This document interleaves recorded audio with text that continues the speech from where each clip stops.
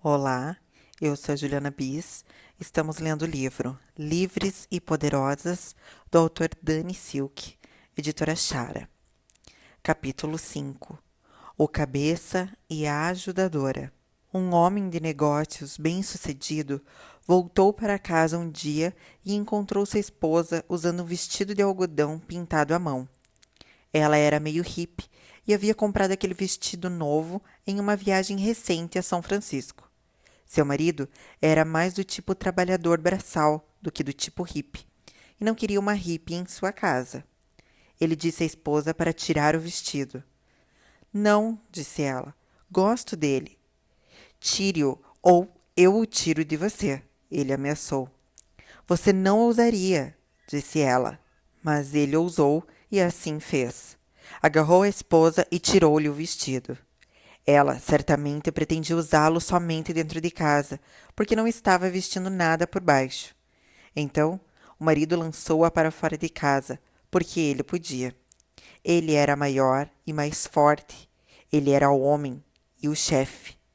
A pobre mulher teve de correr até a casa de uma vizinha para pedir ajuda. Não demorou muito até que o marido estivesse em meu escritório, embora não antes de ter passado primeiro algum tempo na cadeia. Trabalhei com condenados por violência doméstica por vários anos.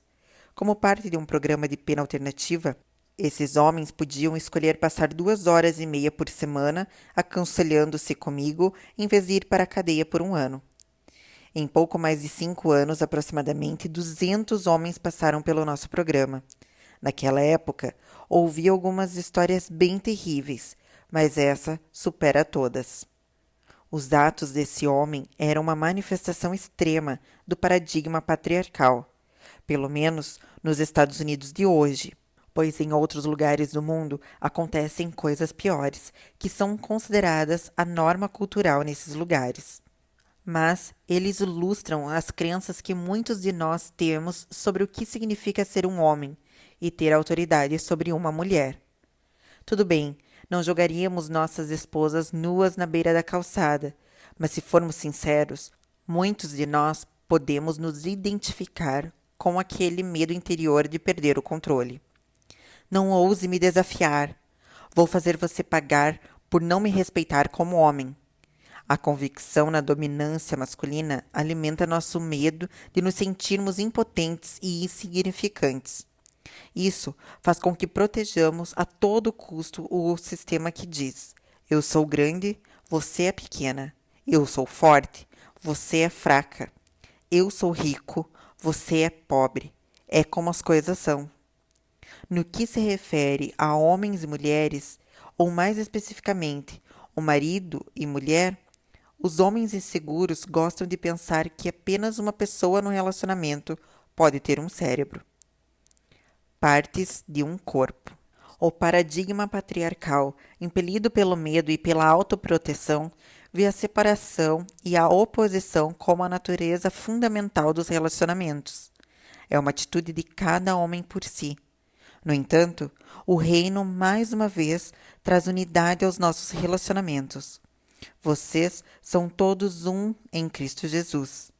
E dessa unidade flui interesse mútuo, a igualdade e a cooperação. Uma das metáforas bíblicas mais poderosas sobre essa real unidade é o corpo de Cristo. Assim também nós, conquanto muitos, somos um só corpo em Cristo e membros uns dos outros. Romanos 12, 5. Todos nós somos partes de um todo que precisa fluir em conjunto para permanecer vivo, embora cada um de nós tenha uma função diferente. Esse foi o projeto original de Deus na criação, e ele o restaurou por meio de Jesus. Não precisamos mais ter medo uns dos outros. Não estamos em lados opostos. Somos uma equipe, uma unidade. Fomos designados para viver juntos, sem medo.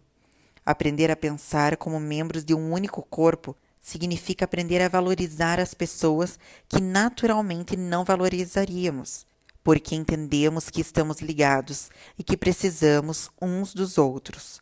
Paulo explica: por melhores que sejam, vocês só têm importância por fazerem parte do corpo.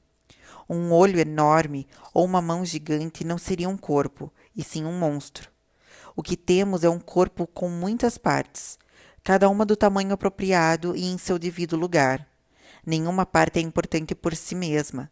Vocês podem imaginar o olho dizendo para a mão: fora, não preciso de você? Ou a mão dizendo para o pé: você está dispensado, não preciso mais de você? De fato, na prática acontece o contrário. Muitas vezes o que é menos proeminente é mais fundamental e também mais necessário. Por exemplo, você pode viver sem um olho, mas não sem o estômago. Quando seu corpo sofre, não faz nenhuma diferença se é um membro externo ou interno, maior ou menor. Todas as partes sofrem junto, pois cada parte tem a devida dignidade e importância. No entanto, vocês têm mais preocupação com as partes menos preeminentes. Se vocês tivessem de escolher, não iriam preferir uma boa digestão a um cabelo bonito? 1 Coríntios, capítulo 12, versículos do 19 ao 24, na versão A Mensagem.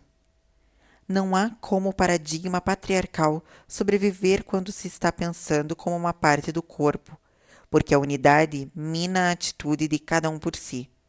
Além do mais, ela transforma o antigo sistema de valores regido pela ideia do forte e fraco. Em nosso corpo físico, muitas das nossas partes mais importantes estão escondidas e são aparentemente frágeis. Um fisiculturista é impressionantemente forte e seus músculos podem ser vistos por todos, mas eles não são o que há de mais importante. Ele poderia sobreviver a uma perda de massa muscular ou até a paralisia total. Retire seu coração e a história muda de figura. São os órgãos internos ocultos que são chamados de órgãos vitais. E é claro que todos os órgãos são necessários para um corpo saudável. Não podemos escolhê-los como se tivessem um self-service. Se não tivermos todos os nossos órgãos, somos deficientes ou enfermos de alguma forma.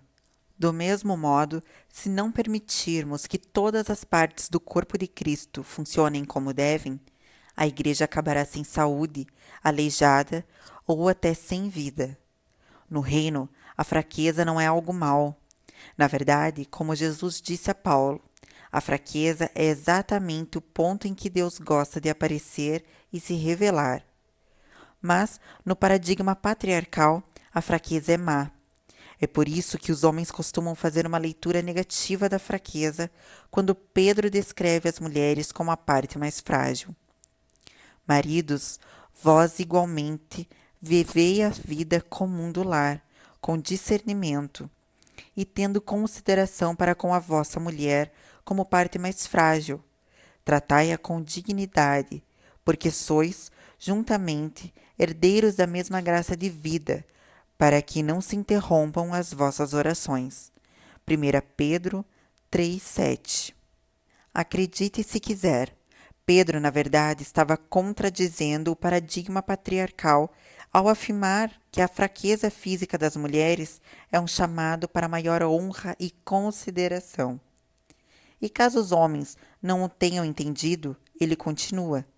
Primeiramente, ele lembra aos homens que suas esposas são igualmente herdeiras da salvação.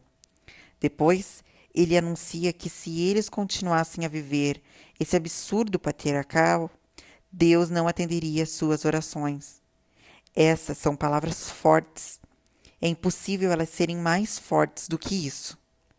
Deus quer que saibamos que existe um efeito devastador quando a igreja perde alguma de suas partes. Ele valoriza a unidade. Deus não concorda com a ideia de menosprezarmos outros membros do seu corpo, os quais ele chamou e equipou de formas diferentes para levarem o seu espírito e o seu evangelho. Como Paulo disse, quem és tu que julgas o servo alheio?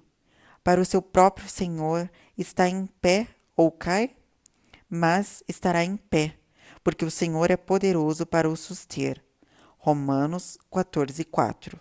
Quem somos nós para tirar a liberdade do servo alheio, da filha de outro? Todos nós somos necessários. Como Paulo disse, Se todos, porém, fossem um só membro, onde estaria o corpo? 1 Coríntios 12:19. Paulo e Pedro esclareceram perfeitamente para nós, para o caso de nos sentirmos tentados a distorcer as coisas. No paradigma do céu, as partes mais fracas merecem maior honra. Brigando por uma posição. Certa vez, aconselhei um casal que precisava de ajuda para conter seu filho que tinha TDAH, transtorno de déficit de atenção com hiperatividade. O garoto estava incontrolável e, por causa disso, o pai começou a usar muita disciplina física. Eu estava tentando ensinar-lhes a estabelecer limites saudáveis como consequências naturais em vez de abuso físico. Foi quando ficou claro que a esposa também estava sendo abusada fisicamente. O marido a imobilizava e a espancava com seu cinto quando ela não queria obedecer. Ele era o chefe da casa e, como tal, considerava ser sua função disciplinar fisicamente toda a família. Existem muitas coisas que eu poderia dizer a esse respeito, mas serei breve. Esse sujeito tinha a definição errada do que significa ser o cabeça. O fundamento bíblico da liderança é o princípio do reino de que as partes mais fracas e ocultas, inclusive as mulheres e as crianças, merecem maior honra. É muito importante entendermos o que realmente significa ser o cabeça, porque se não entendermos isso, leremos a passagem de 1 Coríntios 11:3 como se ela descrevesse uma hierarquia. Quero, entretanto, que saiba ser Cristo o cabeça de todo o homem, e o homem o cabeça da mulher, e Deus o cabeça de Cristo. Em uma hierarquia, o cabeça passa a ser uma metáfora para o mais poderoso, o chefe. Todos nós gostamos de saber quem é o chefe, o cabeça da organização, da igreja ou da família, para podermos nos situar na cadeia de comando. E sim, lá no fundo, admitimos que queremos ser o cabeça. Entretanto, essa interpretação diverge completamente do tipo de liderança que Cristo demonstrou enquanto esteve na terra. Ele agia como um servo. Cristo colocou tudo de cabeça para baixo quando ele, o chefe, colocou de lado seu status, deixou o topo e abriu caminho para a posição mais baixa. E essa é a direção que todos nós devemos seguir se quisermos segui-lo. E ele, sentando-se, chamou os 12 e lhes disse: Se alguém quer ser o primeiro, será o último e servo de todos. Marcos 10, 42 e 43. O ensinamento e o exemplo de Jesus, por si só, deveriam ser suficientes para nos desviar do modo de pensar patriarcal e hierárquico. Infelizmente, muitos de nós ainda não entendemos isso. Chegamos a ponto de estabelecer o conceito de uma cadeia de comando até mesmo na Trindade. Essa ideia remota ao século IV, quando um homem chamado Arius ou Alexandre começou a ensinar que Jesus estava subordinado a Deus. Entretanto, o ensinamento ortodoxo, ao longo de toda a história da Igreja, tem afirmado que Jesus não é de modo algum subordinado ao Pai. Todos os membros da Trindade são igualmente Deus e detêm o mesmo nível de autoridade. Então, não podemos imaginar a Trindade discutindo sobre quem é o chefe. Eu sou o Pai, então o que eu digo é que vale. Você, Filho, e você, Espírito Santo, vão ter de brigar para decidir quem vai ser o número 2. Eu sou o número 1, e é preciso que haja um 2, um 3, um 4 e assim por diante. Esse é um pensamento ridículo. As coisas não funcionam assim no céu. A Trindade está em perfeita unidade. A divindade não tem necessidade de brigar por uma posição. Então, se ser o cabeça não significa estar no topo de uma hierarquia, o que de fato significa? No pensamento grego, cabeça era uma metáfora para a origem, como a cabeceira de um rio. Eles também acreditavam que cabeça era a fonte de vida do corpo. Assim, em seu livro Beyond Sex Roles, Além dos Papéis Sexuais, o erudito bíblico Gilbert Bilezikian sugere que a tradução adequada para a palavra cabeça em 1 Coríntios 11:3 é nascente, ou fonte de vida. Essa tradução dá origem a 2 níveis de significado.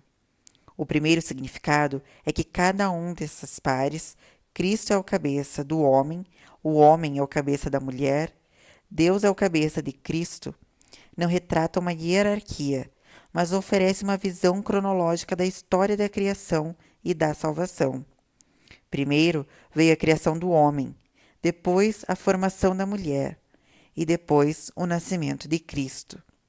Isso explica e dissipa as sugestões perturbadoras de que Cristo está subordinado a Deus, assim como a ideia de que as mulheres estão inerentemente subordinadas aos homens, o que a mensagem mais ampla do Evangelho contradiz claramente. O segundo nível de significado tem origem na ideia de que a cabeça é a conectora, é a fonte de vida para o corpo. Paulo tinha claramente essa ideia em mente quando usou a metáfora cabeça em 2 passagens que descrevem Cristo, o cabeça, se relaciona com seu corpo. Mas, seguindo a verdade em amor, cresçamos em tudo naquele que é a cabeça, Cristo, de quem todo o corpo, bem ajustado e consolidado pelo auxílio de toda a junta, segundo a justa cooperação de cada parte, efetua o seu próprio aumento para a edificação de si mesmo em amor. Efésios 4, 15 e 16.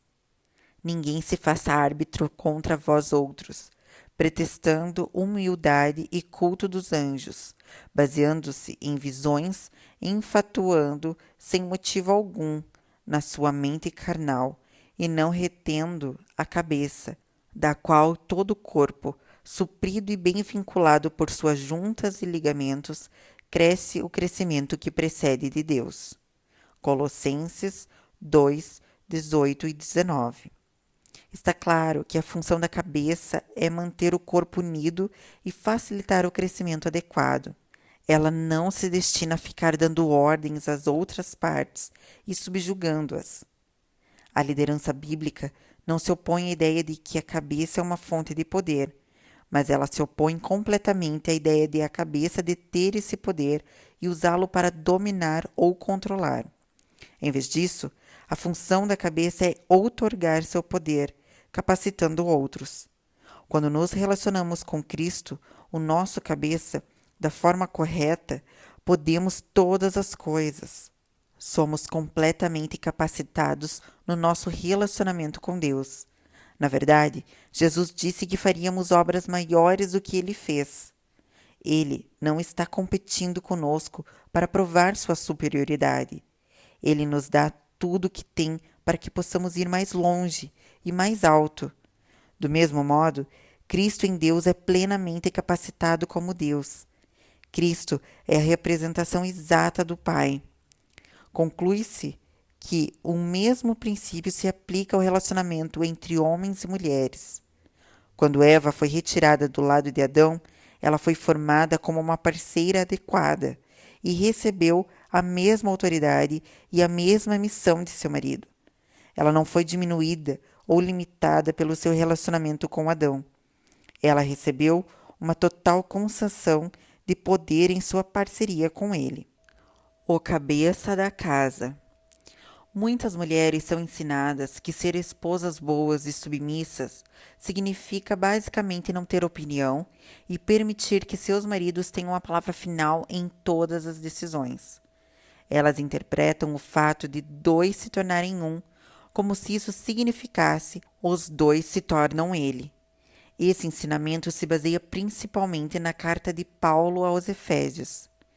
As mulheres sejam submissas ao seu próprio marido como ao Senhor, porque o marido é o cabeça da mulher, como também Cristo é o cabeça da igreja, sendo este mesmo o Salvador do corpo. Como, porém, a igreja está sujeita a Cristo, assim também as mulheres sejam em tudo submissas ao seu marido. Maridos, amai vossa mulher, como também Cristo amou a igreja e a si mesmo se entregou por ela. Efésios 5, do 22 ao 25. À primeira vista, essa passagem parece ensinar as esposas a serem subservientes a seus maridos, enquanto adverte os maridos a amarem e a serem compassivos para com suas esposas como parte mais frágil. Essa interpretação hierárquica parece normal e até óbvia, e por isso as pessoas têm tanta dificuldade de compreendê-la. No entanto, um pouco mais de estudo para se entender o contexto histórico e cultural é de grande valia para nos ajudar a ver como essa passagem se encaixa no paradigma antipatriarcal de Cristo. Logo após essa passagem, Paulo dá instruções semelhantes sobre os filhos obedecerem a seus pais e sobre os escravos obedecerem a seus senhores. Na cultura grega e judaica do tempo de Paulo, era um fato aceito que os homens eram superiores às mulheres, que os pais eram superiores aos filhos e que os senhores eram superiores aos escravos. Os filhos tinham algum valor, principalmente se fossem filhos homens, não apenas como filhos pequenos, mas também como adultos. As mulheres e os escravos estavam em pior condição. Eles não tinham direitos e serviam aos caprichos do macho dominante, pai, marido ou senhor. Em um sentido muito real e absoluto, o patriarca governava, e a ambição de todo homem era atingir a posição do macho dominante de sua unidade familiar para deter o poder. O que Paulo escreve às mulheres, aos filhos e aos escravos dessa cultura foi completamente libertador. Deve ter sido o tipo de linguagem mais chocante que sua audiência já ouvira. Ele estava desestruturando os fundamentos da sua sociedade quando declarou que as mulheres, as crianças e os escravos tinham valor e que mereciam ser honrados e amados. O fato de Paulo dizer aos pais para não provocarem seus filhos a ira foi revolucionário, assim como foi dizer aos senhores para demonstrarem a seus servos o mesmo respeito que esperavam deles. A ordem de Paulo de que os maridos amassem suas esposas e entregassem suas vidas por elas foi totalmente radical. Dado o contexto histórico, a ordem de Paulo para os maridos amarem suas esposas já é inacreditável o bastante, mas ela se torna ainda mais inacreditável em função do que Paulo quis dizer com a palavra amar. E não o fato de as mulheres terem de ser submissas, deveria nos impactar como sendo o maior desafio e a maior ordenança contida nesses versículos, quer conheçamos ou não o contexto histórico. Se pudéssemos sequer começar a captar o que isso significa, e mais ainda, praticá-lo, estou certo de que essa passagem deixaria de perturbar a todos. Amo a maneira como a versão A Mensagem traduz o versículo. Marido, dê o máximo de amor à esposa. Faça como Cristo fez pela igreja, um amor marcado por entrega total. O amor de Cristo torna a igreja íntegra. Suas palavras evocam a beleza dela. Tudo o que ele faz e diz tem um propósito de extrair o melhor dela. Ele quer vê-la vestida de branco, brilhando santidade. É assim que o marido deve amar a esposa, até porque estará fazendo um bem a si mesmo, uma vez que ambos são um pelo casamento. Efésios 5, 25 ao 28. Versão A Mensagem. Paulo estava dizendo essencialmente aos homens: tudo bem, vocês pensam que são superiores? Bem, isso é o que Jesus, que de fato é superior, fez por nós que somos inferiores a ele. Jesus nos buscou de maneira completamente abnegada. Ele deu tudo, a própria vida, para nos salvar, restaurar nossa dignidade e liberdade e nos vestir de realeza. Ele desceu ao nosso nível para poder nos erguer ao nível dele e nos capacitar a atingir nosso pleno potencial nele.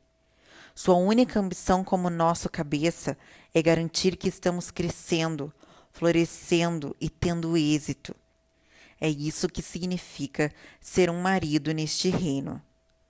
Mais uma vez, se pudéssemos entender esse princípio, a questão da submissão não seria um problema. Esposas, quantas de vocês teriam problemas em receber o amor e em seguir a direção de um homem cujo único objetivo na vida fosse garantir que vocês sejam felizes, íntegras e que cumpram os sonhos e desenvolvam o potencial que Deus lhes deu? Paulo tinha ainda mais a dizer sobre o que ele queria dizer com amar. Os maridos devem amar suas esposas como eles amam o próprio corpo. Assim também, os maridos devem amar a sua esposa como ao próprio corpo. Quem ama a esposa, a si mesmo se ama, porque ninguém jamais odiou a própria carne. Antes, a alimenta e dela cuida, como também Cristo fez com a igreja. Efésios 5, 28 e 29. Em uma cultura na qual as mulheres eram consideradas como propriedade, dizer a um homem para amar sua esposa como seu próprio corpo era uma mudança significativa. Do outro lado da liberação feminina, ao ler esses versículos, pensamos: que droga, querida, você nasceu mulher, que dureza. Entretanto, Paulo estava dizendo exatamente o contrário. Ele estava promovendo as mulheres a uma posição de igualdade no casamento e honrando-as como seres intrinsecamente valiosos. Ele fez o mesmo em 1 Coríntios 7:4, que diz: a mulher não tem poder sobre o seu próprio corpo, e sim o marido. E também, semelhantemente, o marido não tem poder sobre o seu próprio corpo, e sim a mulher. Essa ideia de uma esposa ter autoridade sobre o corpo de seu marido, o que novamente era absolutamente contra a cultura do primeiro século, flui diretamente do entendimento de Paulo de que o casamento cristão é uma parceria na qual há direitos iguais. Ele está diretamente alinhado com o ensinamento de Cristo de que o casamento é um relacionamento indissolúvel e mútuo entre duas pessoas de igual valor. Então, respondeu ele, não tendes lido que o Criador, desde o princípio, os fez homem e mulher, e que disse: por esta causa deixará o homem pai e mãe, e se unirá à sua mulher, tornando-se os dois uma só carne. De modo que já não são mais dois, porém uma só carne. Portanto, o que Deus ajuntou, não o separe o homem. Mateus 19, do 4 ao 6. Na versão de Deus para o casamento, o marido pertence à esposa, tanto quanto a esposa pertence ao marido, porque eles são uma só carne. O marido ama a si mesmo amando sua esposa, e a esposa ama a si mesma amando seu marido, porque eles são uma só carne. O mistério do casamento, Paulo diz, reflete o mistério da união de uma só carne que Cristo criou entre si mesmo e nós. Porque ninguém jamais odiou a própria carne, antes a alimenta e dela cuida, como também Cristo faz com a igreja, porque somos membros do seu corpo. Efésios 5, 29 e 30. Paulo está usando a linguagem da aliança para descrever uma realidade da aliança. Cristo, nosso noivo, nos ama assim como ama a si mesmo. Ele nos elevou à condição de parceiros de uma aliança eterna em pé de igualdade com Ele. Somos a noiva de Cristo. Não existe posição mais elevada para a humanidade, nem amor maior no universo que o amor do nosso noivo, o nosso cabeça, por nós. E o nosso casamento deve seguir esse padrão. Todo homem precisa lutar para que o amor triunfe em seu coração, a fim de que ele possa exercer o papel de um verdadeiro cabeça, semelhante a Cristo, para com sua esposa e sua família. Quando olhei para minha filha mais velha, Britney, logo após seu nascimento, fiquei perplexo ao ver o quanto ela era pequena. Senti uma dor dentro de mim, que se fosse traduzida em palavras seria: estou tão assustado com você. Sinto-me tão vulnerável, tão mal preparado, mas também não consigo me lembrar de já ter sentido um amor assim antes. Farei qualquer coisa por você. Embora eu tenha me sentido aterrorizado com a sensação de impotência e com as muitas maneiras como aquela pequena criança poderia potencialmente me magoar no futuro, eu estava constrangido pelo meu amor por ela. Agora que Britney é uma mulher adulta, meu amor por ela continua a me constranger a fazer tudo o que posso para fortalecê-la. É isso que o amor faz conosco, se nós permitirmos. Tudo bem. Então, agora que entendemos o que Paulo quis dizer sobre os maridos amarem suas esposas, o que devemos fazer com a ordem para a esposa se submeter ao marido? Em primeiro lugar, deixe-me esclarecer que o marido de modo algum deve competir com Deus. Isso seria idolatria. Em vez disso, a esposa deve se submeter a seu marido de uma maneira semelhante à maneira como ela se submete a Deus. Na nova aliança, nossa devoção ao Senhor vem do amor e não do medo. Cristo veio à terra como servo e nos amou a ponto de dar a sua vida por nós. Nossa resposta ao seu amor de servo é um amor de servo mútuo, não apenas por ele, mas em todos os nossos relacionamentos uns com os outros, assim como ele ordenou. O meu mandamento é este, que vos ameis uns aos outros como eu vos amei. João 15:12. É por isso que Paulo ordenou primeiramente a submissão mútua entre todos os crentes. E depois enfatizou especificamente os relacionamentos entre esposas e maridos, filhos e pais, senhores e servos. Todos esses relacionamentos devem expressar amor e submissão mútuos, servidão voluntária. Assim, quando a esposa se submete, ela faz isso como uma resposta ao amor e não como uma resposta ao medo. A submissão por medo, a servidão exigida em vez de oferecida voluntariamente, jamais gerará intimidade ou conexão entre os corações. Conheci um casal com alguns problemas conjugais bastante sérios, porque sempre que o marido queria sexo, ele dizia: "É hora de você servir ao seu marido." A esposa se sentia extremamente humilhada e rebaixada com a sugestão dele de que era obrigação dela desempenhar um serviço sexual por ser sua esposa. Não é de admirar que não houvesse qualquer intimidade ou um afeto em seu casamento, apenas dor e desconexão. Se o marido se aproximasse dela com amor em lugar de exigências, ele teria criado a oportunidade para ver sua esposa responder livremente ao amor dele, e o casamento e a vida sexual deles seriam muito mais feliz e saudável. A verdade é que a submissão por medo, a submissão exigida, é um paradoxo. Submissão se transformou em subjugação. Perdemos a essência da submissão bíblica porque pessoas dominadas pelo medo a têm exigido em vez de oferecê-la. Mas precisamos recuperar o verdadeiro sentido dessa palavra, porque ela é muito importante. Ela é uma grande parte da vida cristã, para todos nós. Todos fomos chamados a nos submetermos uns aos outros e a Cristo. Mas isso não significa obedecer para não sermos punidos, ou que o maior deve esmagar o menor.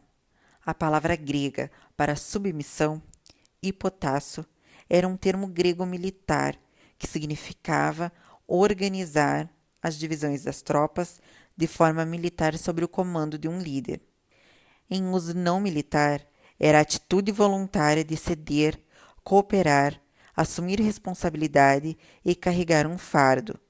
Quando Paulo disse, sujeitando-vos uns aos outros no temor de Cristo, em Efésios 5:21, ele estava dizendo: estamos todos seguindo o mesmo líder, e ele quer que organizemos nossas vidas de modo que voluntariamente nos mantenhamos alinhados uns com os outros.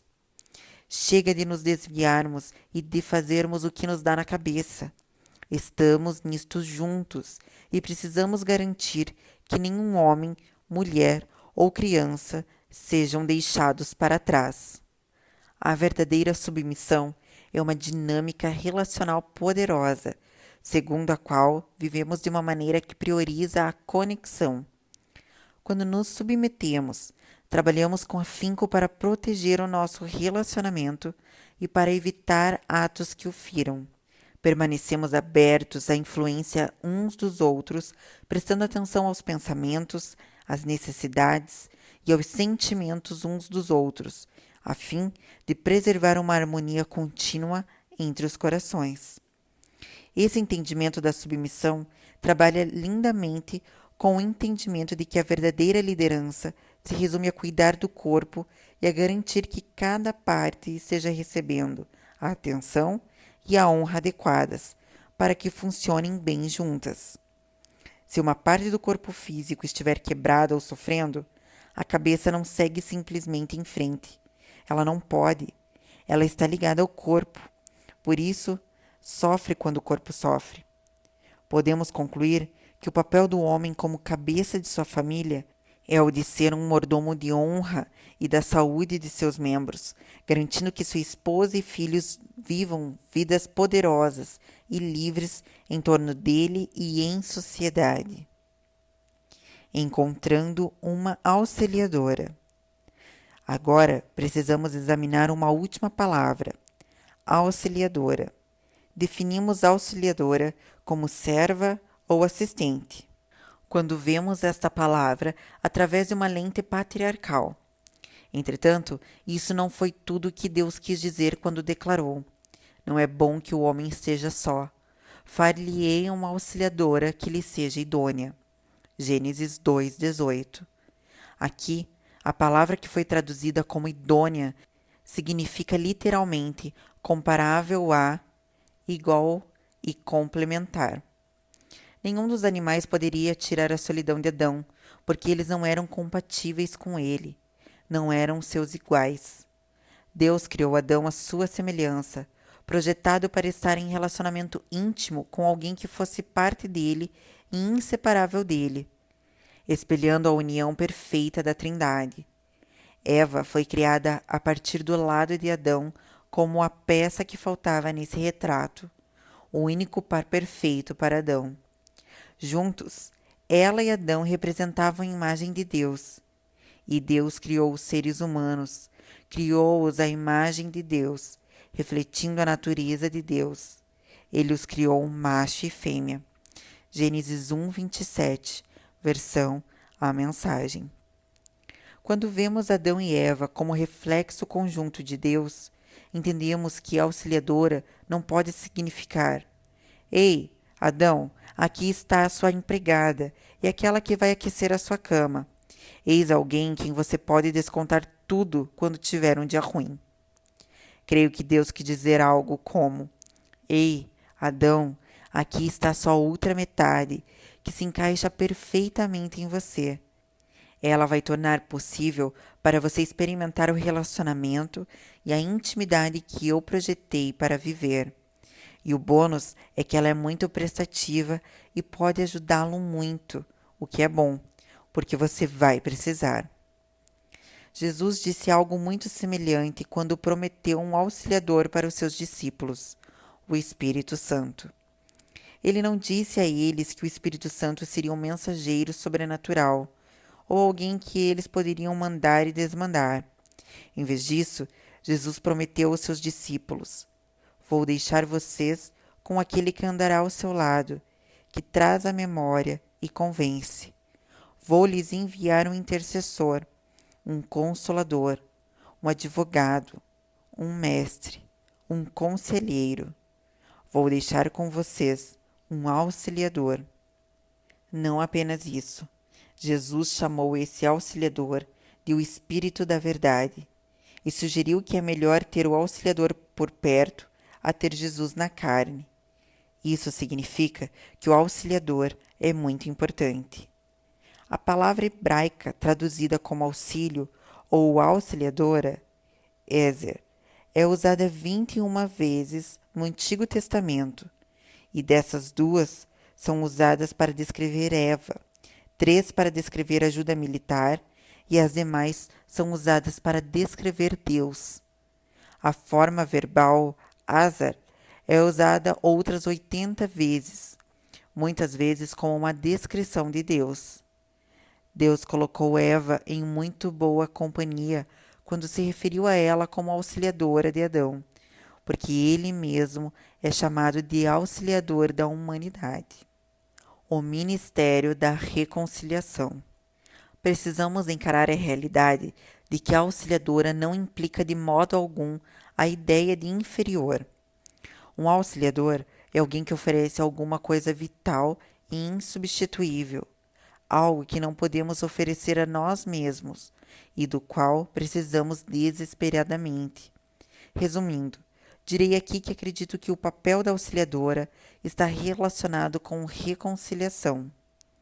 Vemos isso na obra do Espírito Santo quando somos salvos. Como o grande auxiliador, ele nos reconcilia com Deus e depois ele nos dá o ministério da reconciliação com os outros. E assim, se alguém está em Cristo, é nova criatura. As coisas antigas já passaram, eis que se fizeram novas. Ora, tudo provém de Deus, que nos reconciliou consigo mesmo por meio de Cristo e nos deu o ministério da reconciliação. 2 Coríntios 5, 17 e 18. Dentro do corpo de Cristo, os auxiliadores são chamados para nos unificar nas nossas diferenças. Ao longo da história da Igreja, não temos feito um trabalho muito bom no que se refere à unidade, e creio que um grande motivo para isso é que temos suprimido as mulheres. As mulheres, nossas auxiliadoras, têm um dom especial para a restauração e edificação de relacionamentos.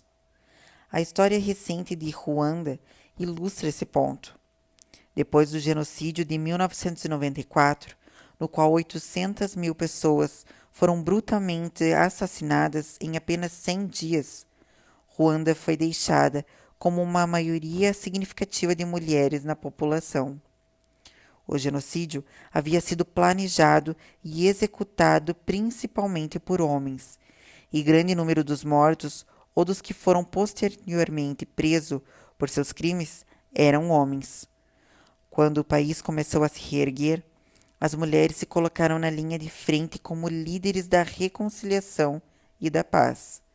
Embora Ruanda continue sendo uma sociedade muito patriarcal, os fatos históricos forçam a uma mudança, dando às mulheres uma oportunidade única de demonstrar a força da feminilidade. Hoje, as mulheres ocupam 42% dos cargos no governo de Ruanda. O governo dos Estados Unidos tem apenas 16% de mulheres. E elas têm sido, em grande parte, responsáveis pelo nível de cura que aconteceu em Ruanda nas últimas 2 décadas. O papel reconciliador e pacificador da auxiliadora é muito importante para a nossa saúde como sociedade. É hora de nós, homens, pararmos de usar a liderança como um trunfo e começarmos a imitar Jesus, nosso verdadeiro cabeça, a fim de nos tornarmos líderes dispostos a servir e que dão suas vidas, que ficam atrás e abaixo de nossas mulheres, a fim de facilitarmos o seu avanço, enquanto elas exercem esse papel vital.